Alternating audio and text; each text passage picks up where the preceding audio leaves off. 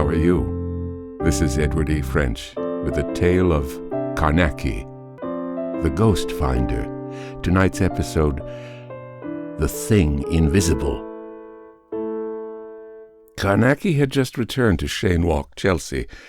I was aware of this interesting fact by reason of the curt and quaintly worded postcard which I was rereading, and by which I was requested to present myself at his house not later than 7 o'clock on that evening. Mr. Carnacki had, as I and the others of his strictly limited circle of friends knew, been away in Kent for the past 3 weeks. But beyond that, we had no knowledge. Carnacki was genially secretive and curt, and spoke only when he was ready to speak. When this stage arrived, I and his 3 other friends, Jessup, Arkwright, and Taylor, would receive a card or a wire asking us to call. Not one of us ever willingly missed, for after a thoroughly sensible little dinner, Carnacki would snuggle down into his big armchair, light his pipe, and wait whilst we arranged ourselves comfortably in our accustomed seats and nooks. Then he would begin to talk. Upon this particular night I was the first to arrive and found Carnacki sitting, quietly smoking over a paper. He stood up, shook me firmly by the hand, pointed to a chair, and sat down again, never having uttered a word. For my part, I said nothing either. I knew the man too well to bother him with questions or the weather, and so took a seat and a cigarette. Presently the 3 others turned up, and after that we spent a comfortable and busy hour at dinner. Dinner over, Carnacki snuggled himself down into his great chair, as I have said was his habit, filled his pipe, and puffed for a while, his gaze directed thoughtfully at the fire. The rest of us, if I may so express it, made ourselves cozy, each after his own particular manner. A minute or so later Carnacki began to speak, ignoring any preliminary remarks and going straight to the subject of the story we knew he had to tell. "I have just come back from Sir Alfred Jarnock's place in Burtontree in South Kent," he began, without removing his gaze from the fire. "Most extraordinary things have been happening down there lately, and Mr. George Jarnock, the eldest son, wired to me to run over and see whether I could help to clear matters up a bit. I went. When I got there, I found that they have an old chapel attached to the castle, which has had quite a distinguished reputation for being what is popularly termed haunted. They have been rather proud of this, as I managed to discover, until quite lately, when something very disagreeable occurred, which served to remind them that family ghosts are not always content, as I might say, to remain purely ornamental. It sounds almost laughable, I know, to hear of a long-respected supernatural phenomenon growing unexpectedly dangerous, and in this case, the tale of the haunting was considered as little more than an old myth, except after nightfall, when possibly it became more plausible seeming. But however this may be, there is no doubt at all but that what I might term the haunting essence which lived in the place had become suddenly dangerous. Deadly dangerous, too, the old butler being nearly stabbed to death one night in the chapel with a peculiar old dagger. It is, in fact, this dagger which is popularly supposed to haunt the chapel. At least there has always been a story handed down in the family that this dagger would attack any enemy who should dare to venture into the chapel after nightfall. But, of course, this had been taken with just about the same amount of seriousness that people take most ghost tales, and that is not usually of a worrying, real nature. I mean that most people never quite know how much or how little they believe of matters abhuman or abnormal, and generally they never have an opportunity to learn. And indeed, as you are all aware, I am as big a skeptic concerning the truth of ghost tales as any man you are likely to meet, only I am what I might term an unprejudiced skeptic. I am not given to either believing or disbelieving things on principle, as I've found many idiots prone to be, and what is more, some of them not ashamed to boast of the insane fact. I view all reported hauntings as unproven until I have examined into them, and I'm bound to admit that 99 cases in 100 turn out to be sheer bosh and fancy. But the 100th? Well, if it were not for the 100th, I should have few stories to tell you. Eh? Of course, after the attack on the butler, it became evident that there was at least something in the old story concerning the dagger, and I found everyone in a half-belief that the queer old weapon did really strike the butler, either by the aid of some inherent force, which I found them peculiarly unable to explain, or else in the hand of some invisible thing or monster of the outer world. From considerable experience, I knew that it was much more likely that the butler had been knifed by some vicious and quite material human. Naturally, the first thing to do was to test this probability of human agency, and I set to work to make a pretty drastic examination of the people who knew most about the tragedy. The result of this examination both pleased and surprised me, for it left me with very good reasons for belief that I had come upon one of those extraordinary, rare, true manifestations of the extrusion of a force from the outside. In more popular phraseology, a genuine case of haunting. These are the facts. On the previous Sunday evening but one, Sir Alfred Jarnock's household had attended family service as usual in the chapel. You see, the rector goes over to officiate twice each Sunday after concluding his duties at the public church about 3 miles away. At the end of the service in the chapel, Sir Alfred Jarnock, his son Mr. George Jarnock, and the rector had stood for a couple of minutes talking, whilst old Bellet the butler went round putting out the candles. Suddenly the rector remembered that he had left his small prayer book on the communion table in the morning. He turned and asked the butler to get it for him before he blew out the chancel candles. Now, I have particularly called your attention to this because it is important in that it provides witnesses in a most fortunate manner at an extraordinary moment. You see, the rector's turning to speak to Bellet had naturally caused both Sir Alfred Jarnock and his son to glance in the direction of the butler, and it was in this identical instant that whilst all three were looking at him, that the old butler was stabbed. There, full in the candlelight, before their eyes. I took the opportunity to call early upon the rector after I had questioned Mr. George Jarnock, who replied to my queries in place of Sir Alfred Jarnock, for the older man was in a nervous and shaken condition as a result of the happening, and his son wished him to avoid dwelling upon the scene as much as possible. The rector's version was clear and vivid, and he had evidently received the astonishment of his life. He pictured to me the whole affair, Bellet up at the chancel gate going for the prayer book, and absolutely alone. And then the blow, out of the void, as he described it, and a force prodigious, the old man being driven headlong into the body of the chapel, like the kick of a great horse, the rector said, his benevolent old eyes bright and intense with the effort he had actually witnessed in defiance of all that he had hitherto believed. When I left him, he went back to the writing which he had put aside when I appeared. I feel sure that he was developing the first unorthodox sermon that he had ever evolved. He was a dear old chap, and I should certainly like to have heard it. The last man I visited was the butler. He was, of course, in a frightfully weak and shaken condition, but he could tell me nothing that did not point to there being a power abroad in the chapel. He told the same tale, in every minute detail, that I had learned from the others. He had been just going up to put out the altar candles and fetch the rector's book, when something struck him an enormous blow high up on the left breast, and he was driven headlong into the aisle. Examination had shown that he had been stabbed by the dagger, of which I will tell you more in a moment, that hung always above the altar. The weapon had entered, fortunately, some inches above the heart, just under the collarbone, which had been broken by the stupendous force of the blow, the dagger itself being driven clean through the body and out through the scapula behind. The poor old fellow could not talk much, and I soon left him.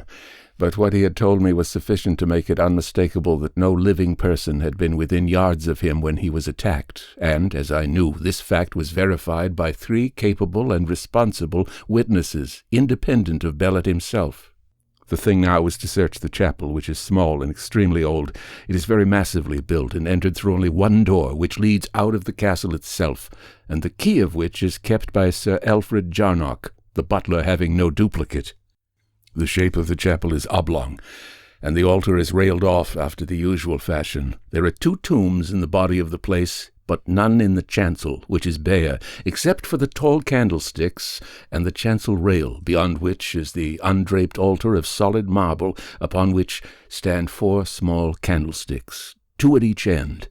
Above the altar hangs the Waeful dagger, as I had learned it was named. I fancy the term has been taken from an old vellum which describes the dagger and its supposed abnormal properties. I took the dagger down and examined it minutely and with method. The blade is 10 inches long, 2 inches broad at the base, and tapering to a rounded but sharp point, rather peculiar. It is double-edged. The metal sheath is curious for having a cross-piece, which, taken with the fact that the sheath itself is continued 3 parts up the hilt of the dagger in a most inconvenient fashion, gives it the appearance of a cross. That this is not unintentional is shown by an engraving of the Christ crucified upon one side, whilst upon the other, in Latin, is the inscription, "Vengeance is mine, I will repay." A quaint and rather terrible conjunction of ideas. Upon the blade of the dagger is graven in Old English capitals, "I watch, I strike." On the butt of the hilt there is carved deeply a pentacle. This is a pretty accurate description of the peculiar old weapon that has had the curious and uncomfortable reputation of being able, either of its own accord or in the hand of something invisible, to strike murderously any enemy of the Jarnock family who may chance to enter the chapel after nightfall. I may tell you here and now that before I left I had very good reason to put certain doubts behind me, for I tested the deadliness of the thing myself. As you know, however, at this point of my investigation I was still at that stage where I considered the existence of a supernatural force unproven. In the meanwhile I treated the chapel drastically, sounding and scrutinizing the walls and floor, dealing with them almost foot by foot, and particularly examining the 2 tombs. At the end of this search I had in a ladder and made a close survey of the groined roof.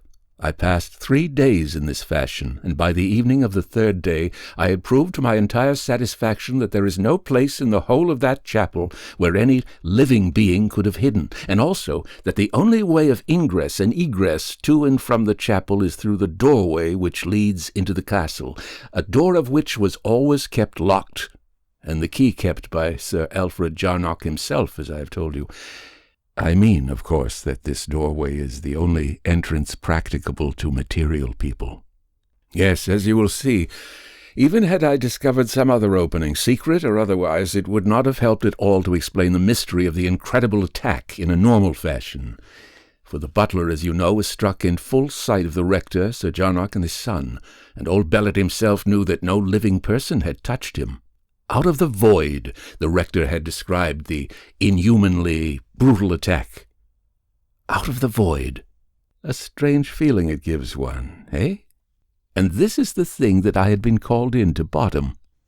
After considerable thought, I decided on a plan of action. I proposed to Sir Alfred Jarnock that I should spend a night in the chapel and keep a constant watch upon the dagger, but to this the old knight, a little wizened, nervous man, would not listen for a moment. He, at least, I felt assured, had no doubt of the reality of some dangerous supernatural force aroam at night in the chapel. He informed me that it had been his habit every evening to lock the chapel door, so that no one might foolishly or heedlessly run the risk of any peril that might hold at night, and that he could not allow me to attempt such a thing after what had happened to the butler. I could see that Sir Alfred Jarnock was very much in earnest, and would evidently have held himself to blame had he allowed me to make the experiment and any harm come to me. So I said nothing in argument, and presently, pleading the fatigue of his years and health, he said good night and left me, having given me the impression of being a polite but rather superstitious old gentleman.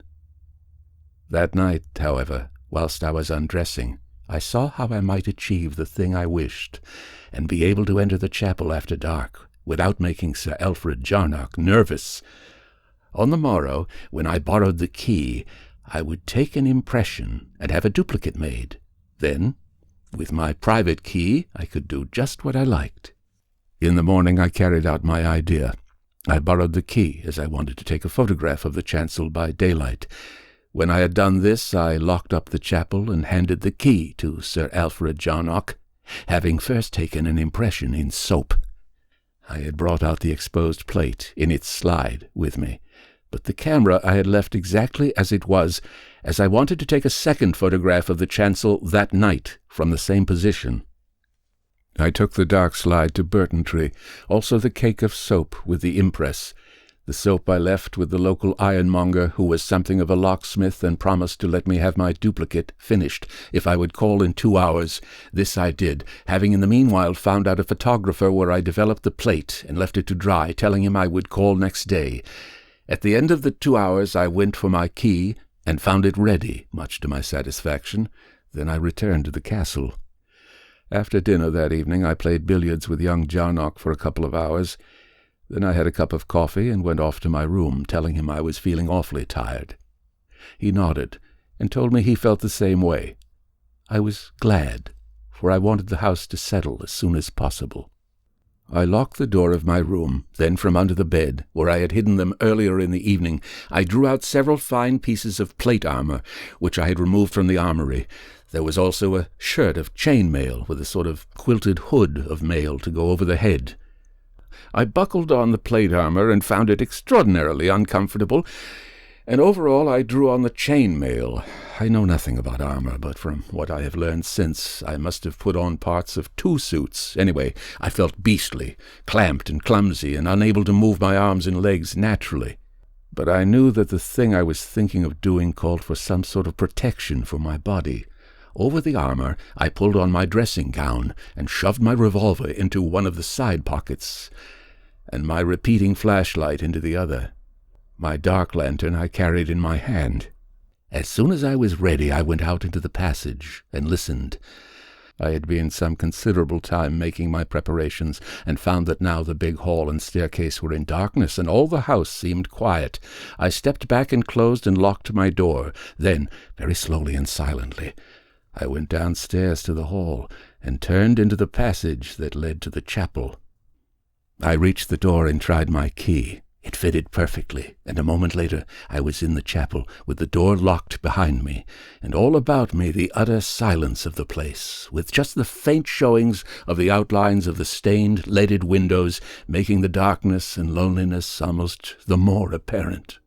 Now it would be silly to say I did not feel queer. I felt very queer indeed. You just try, any of you, to imagine yourself standing there in the dark silence and remembering not only the legend that was attached to the place, but what had really happened to the old butler only a little while gone. I can tell you, as I stood there, I could believe that something invisible was coming toward me in the air of the chapel. Yet I had to go through with the business, and I just took hold of my little bit of courage and set to work. First of all, I switched on my light. Then I began a careful tour of the place, examining every corner and nook. I found nothing unusual. At the chancel gate I held up my lamp and flashed the light at the dagger.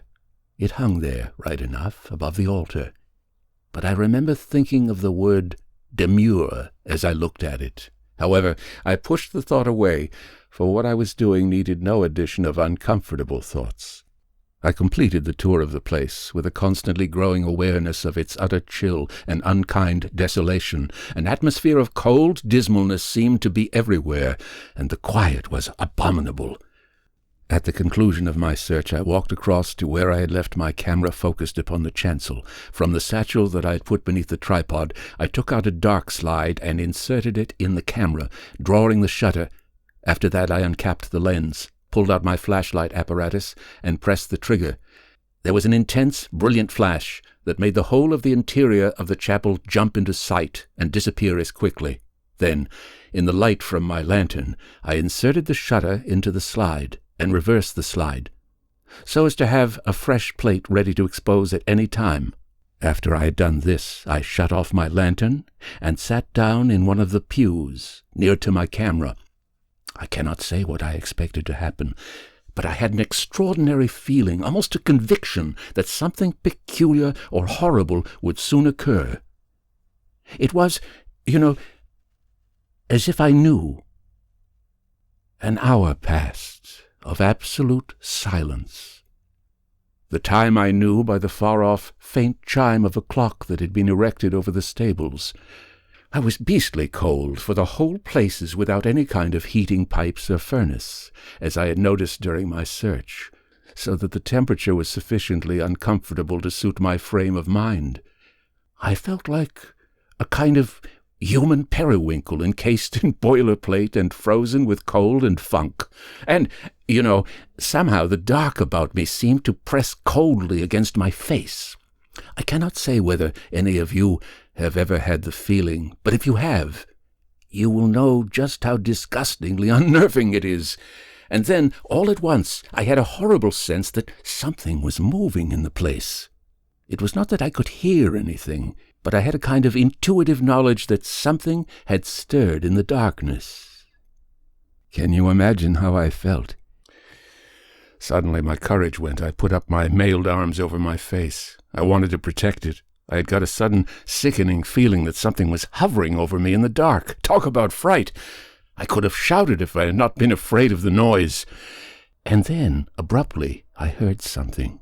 Away up the aisle, there sounded a dull clang of metal, as it might be the tread of a mailed heel upon the stone of the aisle. I sat immobile. I was fighting with all my strength to get back my courage. I could not take my arms down from my face, but I knew that I was getting hold of the gritty part of me again, and suddenly I made a mighty effort and lowered my arms. I held my face up in the darkness, and I tell you I respect myself for the act, because I thought truly at that moment I was going to die. But I think just then, by the slow revulsion of feeling which had assisted my effort, I was less sick in that instant at the thought of having to die than at the knowledge of the utter weak cowardice that had so unexpectedly shaken me all to bits for a time. Do I make myself clear? You understand, I feel sure, that the sense of respect which I spoke of is not really unhealthy egotism, because, you see, I am not blind to the state of mind which helped me. I mean that if I had uncovered my face by a sheer effort of will, unhelped by any revulsion of feeling, I should have done a thing much more worthy of mention. But even as it was, there were elements in the act worthy of respect. You follow me, don't you? And, nothing touched me after all, so that in a little while I had got back a bit to my normal and felt steady enough to go through with the business without any more funking. I dare say a couple of minutes passed. And then, away up near the chancel, there came again that clang, as though an armored foot stepped cautiously. By Jove, but it made me stiffen, and suddenly the thought came that the sound I heard might be the rattle of the dagger above the altar. It was not a particularly sensible notion, for the sound was far too heavy and resonant for such a cause. Yet, as can be easily understood, my reason was bound to submit somewhat to my fancy at such a time. I remember now that the idea of that insensate thing becoming animate and attacking me did not occur to me with any sense of possibility or reality. I thought rather, in a vague way, of some invisible monster of outer space fumbling at the dagger. I remembered the old rector's description of the attack on the butler, of the void, and he had described the stupendous force of the blow as being like the kick of a great horse. You can see how uncomfortably my thoughts were running. I felt round swiftly and cautiously for my lantern. I found it close to me, on the pew seat, and with a sudden, jerky movement, I switched on the light. I flashed it up the aisle, to and fro across the chancel, but I could see nothing to frighten me. I turned it quickly, and sent the jet of light darting across and across the rear end of the chapel, then on each side of me, before and behind, up at the roof and down at the marble floor. But nowhere was there any visible thing to put me in fear, not a thing that need have set my flesh thrilling. Just the quiet chapel, cold and eternally silent. You know the feeling. I had been standing whilst I sent the light about the chapel, but now I pulled out my revolver, and then, with a tremendous effort of will, switched off the light and sat down again in the darkness to continue my constant watch. It seemed to me that quite half an hour, or even more, must have passed after this, during which no sound had broken the intense stillness. I had grown less nervously tense, for the flashing of the light round the place had made me feel less out of all bounds of the normal. It had given me something of that unreasoned sense of safety that a nervous child obtains at night by covering its head up with the bedclothes. This just about illustrates the completely human illogicalness of the workings of my feelings, For, as you know, whatever creature, thing, or being it was that had made that extraordinary and horrible attack on the old butler, it had certainly not been visible. And so you must picture me, sitting there in the dark, clumsy with armor, and with my revolver in one hand, and nursing my lantern ready with the other. And then it was, after this little time of partial relief from intense nervousness, that there came a fresh strain on me, for somewhere in the utter quiet of the chapel I thought I heard something. I listened, tense and rigid, my heart booming just a little in my ears for a moment. Then I thought I heard it again. I felt sure that something had moved at the top of the aisle. I strained in the darkness to hark, and my eyes showed me blackness within blackness, wherever I glanced, so that I took no heed of what they told me, for even if I looked at the dim loom of the stained window at the top of the chancel, my sight gave me the shapes of vague shadows passing noiseless and ghostly across, constantly. There was a time of almost peculiar silence, horrible to me, as I felt just then. And suddenly I seemed to hear a sound again, nearer to me, and repeated, infinitely stealthy. It was as if a vast, soft tread were coming slowly down the aisle. Can you imagine how I felt? I do not think you can. I did not move, any more than the stone effigies on the 2 tombs, but sat there, stiffened. I fancied now that I heard the tread all about the chapel, and then, it was just as sure in a moment that I could not hear it, that I had never heard it. Some particularly long minutes passed about this time, but I think my nerves must have quieted a bit, for I remember being sufficiently aware of my feelings to realize that the muscles of my shoulders ached with the way that they must have been contracted as I sat there, hunching myself, rigid. Mind you, I was still in a disgusting funk, but what I might call the imminent sense of danger seemed to have eased from around me. At any rate, I felt in some curious fashion that there was a respite, a temporary cessation of malignity from about me. It is impossible to word my feelings more clearly to you, for I cannot see them more clearly than this myself. Yet you must not picture me as sitting there free from strain, for the nerve tension was so great that my heart action was a little out of control, the blood beat making a dull booming at times in my ears, with the result that I had the sensation I could not hear acutely. This is simply a beastly feeling, especially under such circumstances. I was sitting like this, listening, as I might say, with body and soul, when suddenly I got that hideous conviction again that something was moving in the air of the place. The feeling seemed to stiffen me as I sat, and my head appeared to tighten, as if all the scalp had grown tense. This was so real that I suffered an actual pain, most peculiar, and at the same time intense. The whole head pained. I had a fierce desire to cover my face again with my mailed arms, but I fought it off. If I had given way then to that, I should simply have bunked straight out of the place. I sat and sweated coldly, that's the bald truth, with the creep busy at my spine. And then, abruptly once more, I thought I heard the sound of that huge, soft tread on the aisle, and this time closer to me.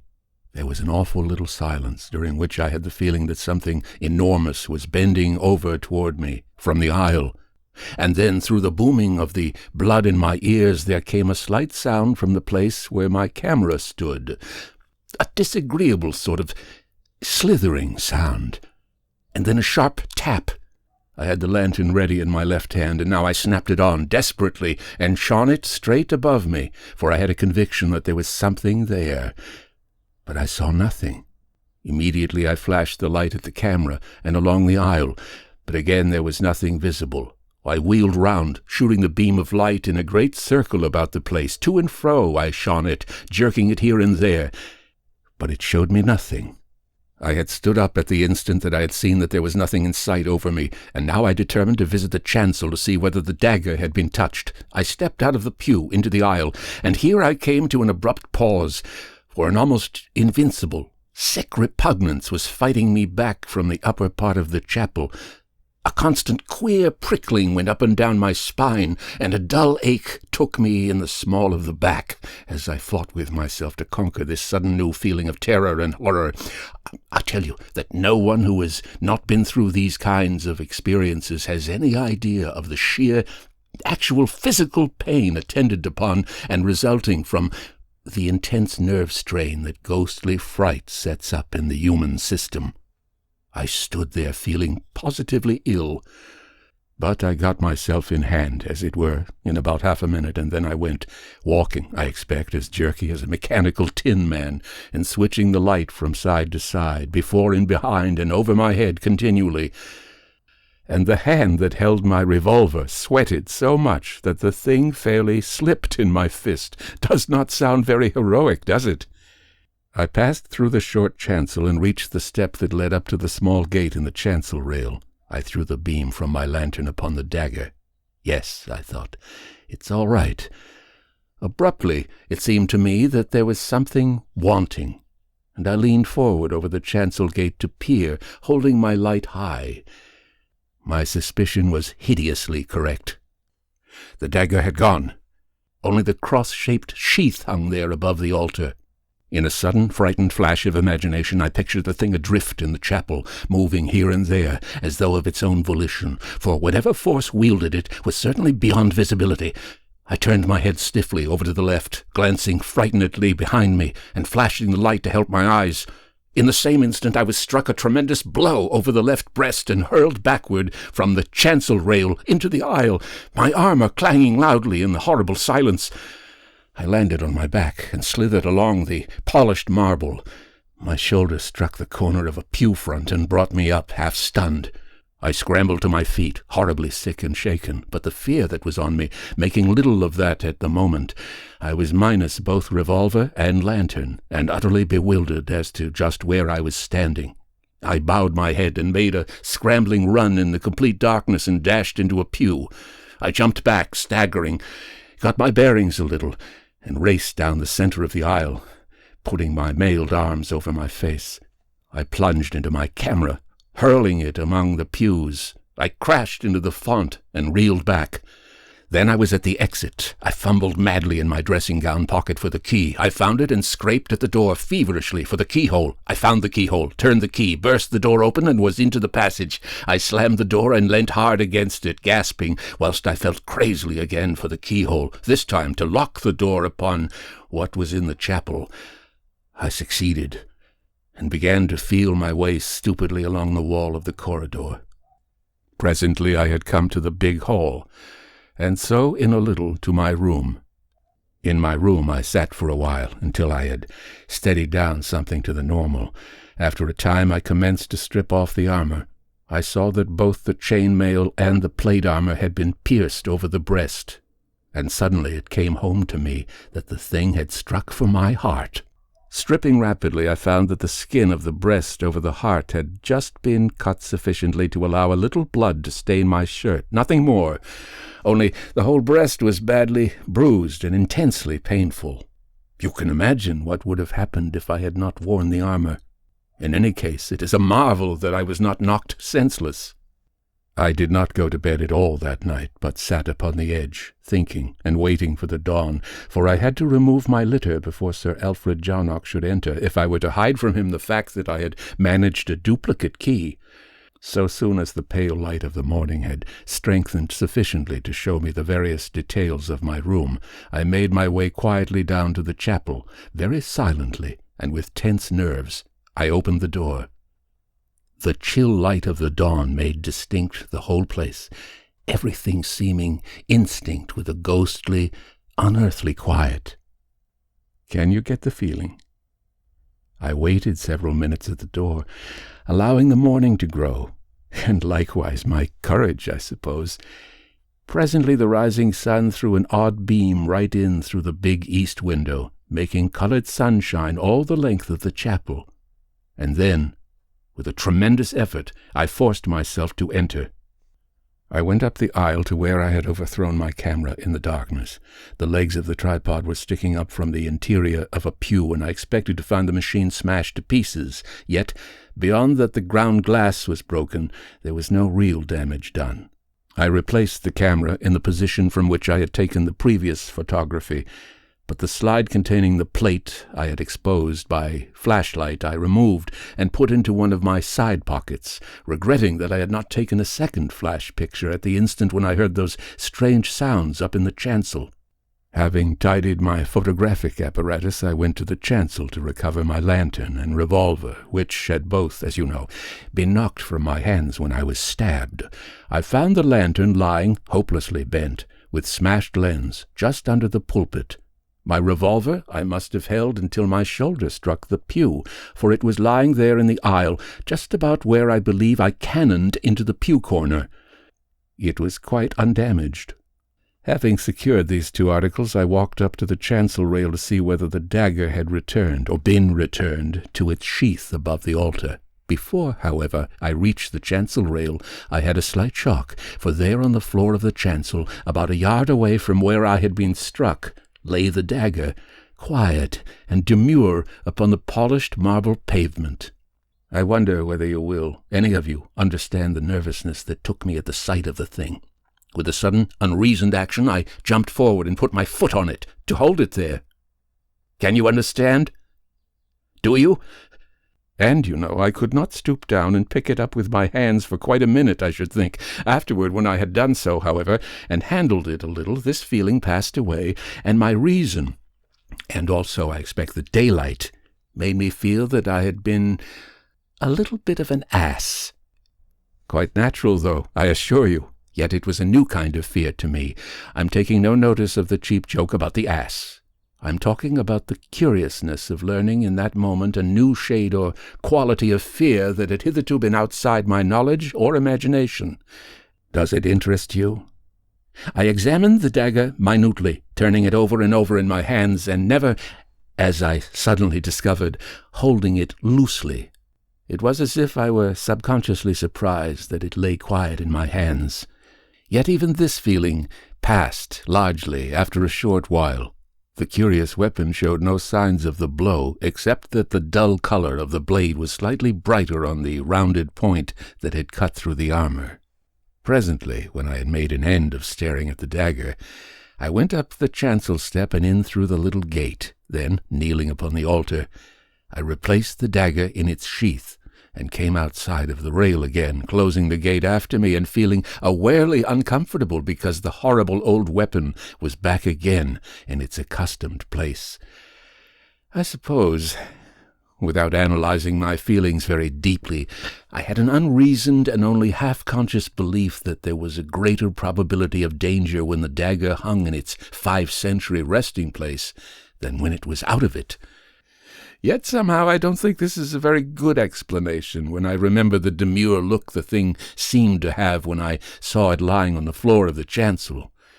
Only I know this, that when I had replaced the dagger I had quite a touch of nerves, and I stopped only to pick up my lantern from where I had placed it whilst I examined the weapon, after which I went down the quiet aisle at a pretty quick walk, and so got out of the place. That the nerve tension had been considerable, I realized, when I had locked the door behind me. I felt no inclination now to think of old Sir Alfred as a hypochondriac because he had taken such hyper-seeming precautions regarding the chapel. I had a sudden wonder as to whether he might not have some knowledge of a long prior tragedy in which the dagger had been concerned. I returned to my room, washed, shaved, and dressed, after which I read a while. Then I went downstairs and got the acting butler to give me some sandwiches and a cup of coffee. Half an hour later I was heading for Burtontree as hard as I could walk, for a sudden idea had come to me, which I was anxious to test. I reached the town a little before 8:30 and found the local photographer with his shutters still up. I did not wait, but knocked until he appeared with his coat off, evidently in the act of dealing with his breakfast. In a few words I made clear that I wanted the use of his dark room immediately, and this he at once placed at my disposal. I had brought with me the slide which contained the plate that I had used with the flashlight, and as soon as I was ready, I set to work to develop. Yet it was not the plate which I had exposed that I first put into the solution, but the second plate, which had been ready in the camera during all the time of my waiting in the darkness. You see, the lens had been uncapped all that while, so that the whole chancel had been, as it were, under observation. You all know something of my experiments in lightless photography, that is, appreciating light. It was X-ray work that started me in that direction, yet you must understand, though I was attempting to develop this unexposed plate, I had no definite idea of results, nothing more than a vague hope that it might show me something. Yet, because of the possibilities, it was with the most intense and absorbing interest that I watched the plate under the action of the developer. Presently, I saw a faint smudge of black appear in the upper part, and after that others, indistinct and wavering of outline. I held the negative up to the light. The marks were rather small, and were almost entirely confined to one end of the plate, but, as I have said, lacked definiteness. Yet, such as they were sufficient to make me very excited, and I shoved the thing quickly back into the solution. For some minutes further I watched it, lifting it out once or twice to make a more exact scrutiny, but could not imagine what the markings might represent, until suddenly it occurred to me that in one or two places they certainly had shapes suggestive of a cross-hilted dagger. Yet the shapes were sufficiently indefinite to make me careful not to let myself be over-impressed by the uncomfortable resemblance, though I must confess the very thought was sufficient to set some odd thrills adrift in me. I carried the development a little further, then put the negative into the hypo and commenced work upon the other plate. This came up nicely, and very soon I had a really decent negative that appeared similar in every respect, except for the difference of lighting to the negative I had taken during the previous day. I fixed the plate, then having washed both it and the unexposed one for a few minutes under the tap, I put them into methylated spirits for 15 minutes, after which I carried them into the photographer's kitchen and dried them in the oven. Whilst the two plates were drying, the photographer and I made an enlargement from the negative I had taken by daylight. Then we did the same with the two that I had just developed, washing them as quickly as possible, for I was not troubling about the permanency of the prints and drying them with spirits. When this was done, I took them to the window and made a thorough examination, commencing with the one that appeared to show shadowy daggers in several places. Yet, though it was now enlarged, I was still unable to feel convinced that the marks truly represented anything abnormal, and because of this, I put it on one side, determined not to let my imagination play too large a part in constructing weapons out of the indefinite outlines. I took up the other enlargements, both of the chancel, as you will remember, and commenced to compare them. For some minutes I examined them without being able to distinguish any difference in the scene they portrayed, and then abruptly I saw something in which they varied. In the second enlargement, the one made from the flashlight negative, the dagger was not in its sheath. Yet I had felt sure it was there but a few minutes before I took the photograph. After this discovery, I began to compare the two enlargements in a very different manner from my previous scrutiny. I borrowed a pair of calipers from the photographer, and with these I carried out a most methodical and exact comparison of the details shown in the two photographs. Suddenly I came upon something that set me all tingling with excitement. I threw the calipers down, paid the photographer, and walked out through the shop into the street. The three enlargements I took with me, making them into a roll as I went. At the corner of the street I had the luck to get a cab and was soon back at the castle. I hurried up to my room and put the photographs away. Then I went down to see whether I could find Sir Alfred Jarnock. But Mr. George Jarnock, who met me, told me that his father was too unwell to rise, and would prefer that no one entered the chapel unless he were about.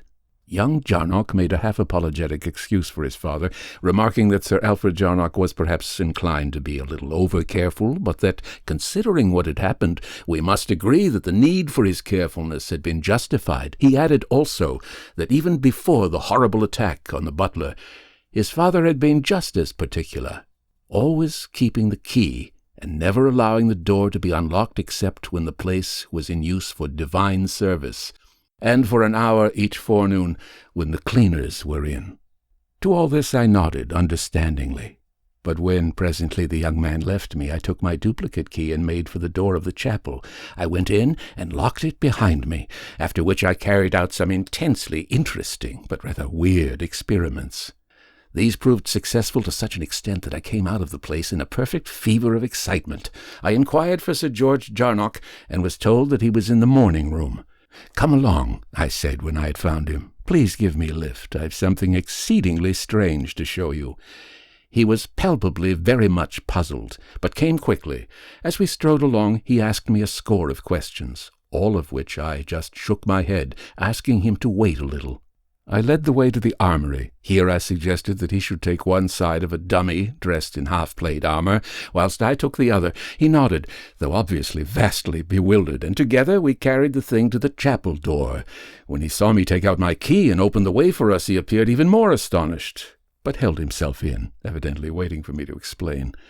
We entered the chapel, and I locked the door behind us, after which we carted the armored dummy up the aisle to the gate of the chancel rail, where we put it down upon its round wooden stand. "Stand back!" I shouted suddenly, as young Jarnock made a movement to open the gate. "My God, man, you mustn't do that." "Do what?" he asked, half startled and half irritated by my words and manner. "1 minute," I said. "Just stand to the side a moment and watch."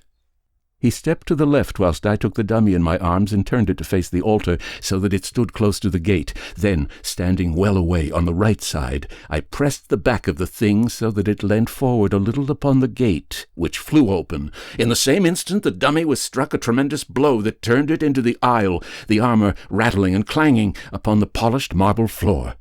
"Good God!" shouted young Jarnock, and ran back from the chancel rail, his face very white. "Come and look at the thing," I said, and led the way to where the dummy lay, its armored upper limbs all splayed adrift in queer contortions. I stooped over it and pointed. There, driven right through the thick steel breastplate, was the waeful dagger. "Good God!" said young Jarnock again.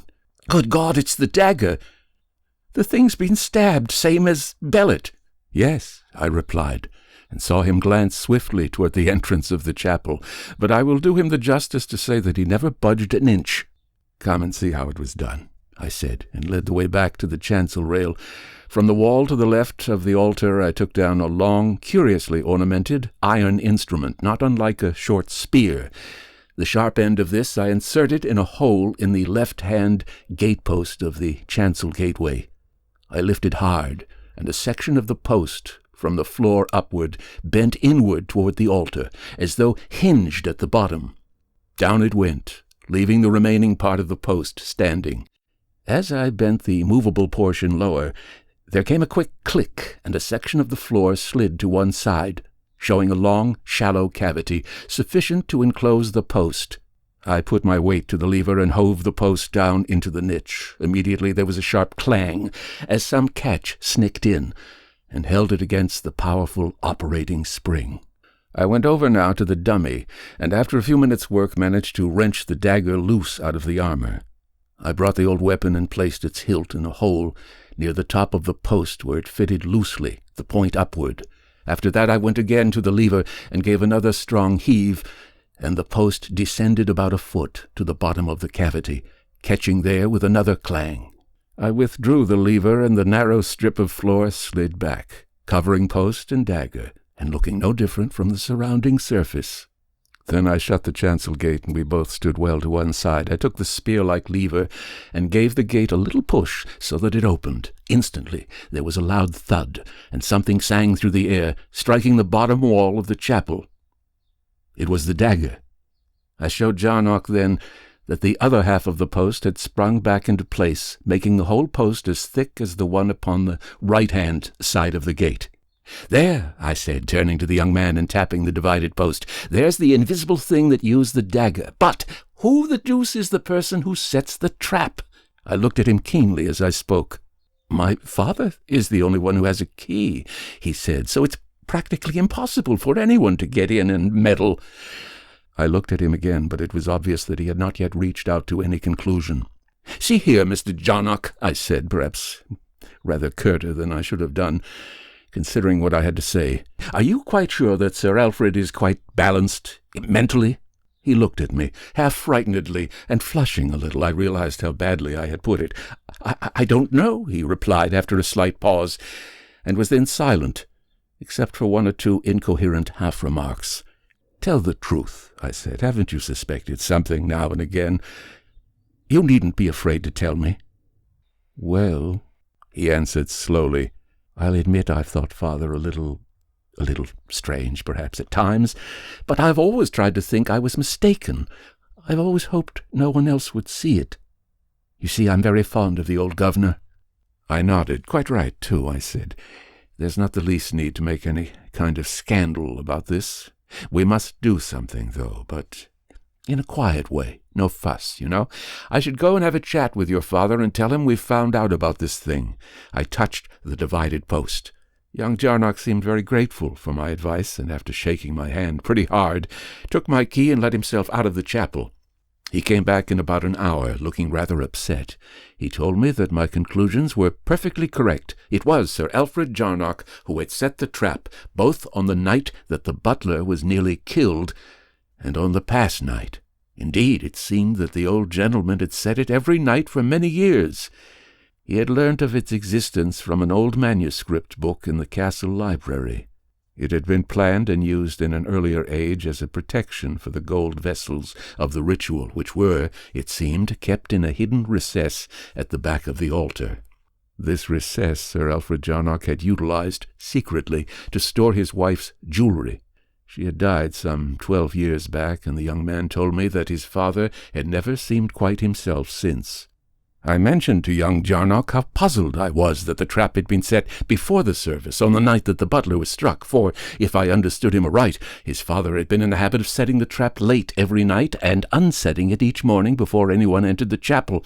He replied that his father, in a fit of temporary forgetfulness, natural enough in his neurotic condition, must have set it too early, and hence what had so nearly proved a tragedy.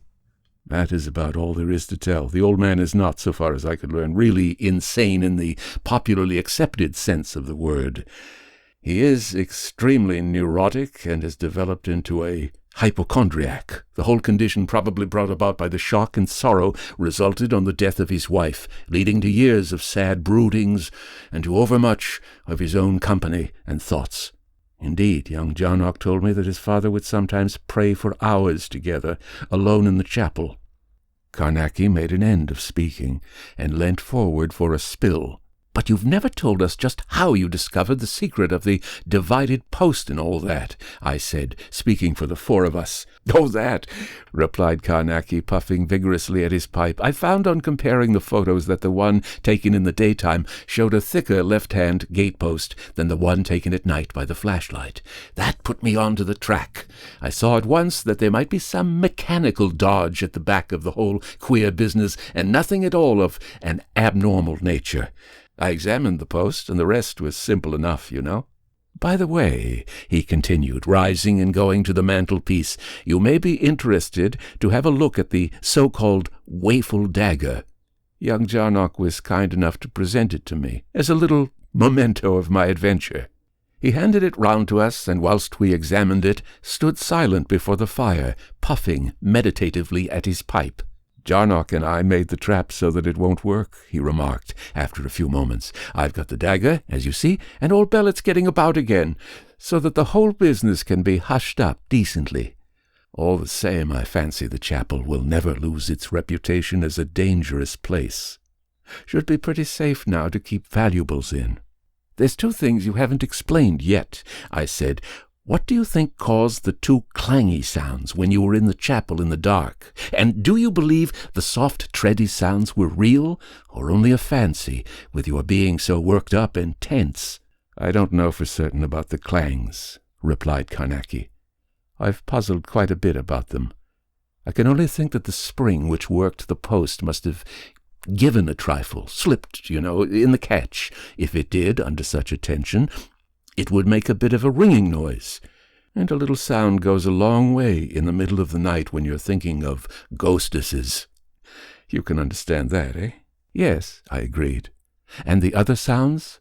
"Well, the same thing. I mean, the extraordinary quietness may help to explain these a bit.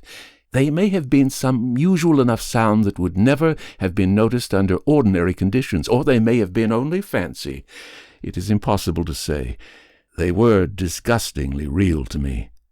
As for the slithery noise, I am pretty sure that one of the tripod legs of my camera must have slipped a few inches. If it did so, it may easily have jolted the lens cap off the baseboard, which would account for that queer little tap which I heard directly after.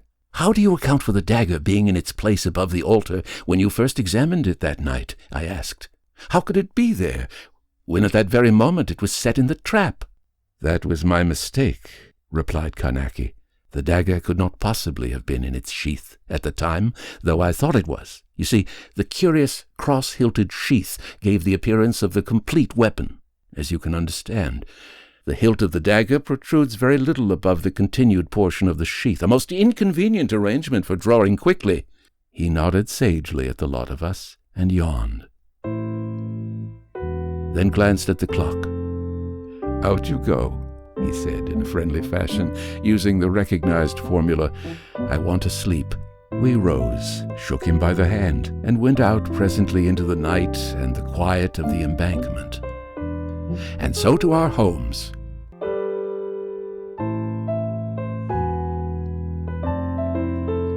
The Thing Invisible was written by William Hope Hodgson, read for you by Edward E. French. Fiction Fantastique originates from the studios of World Brain Audio, Suite G1, in Chatsworth, California, USA. Inquiries regarding this recording should be addressed to email edwardfrench06@hotmail.com. A copyright exists on all recordings issued by Edward E. French. And be sure to subscribe to our channel, won't you? If you haven't done so already, it's www.youtube.com/FrenchEdward06. Good night.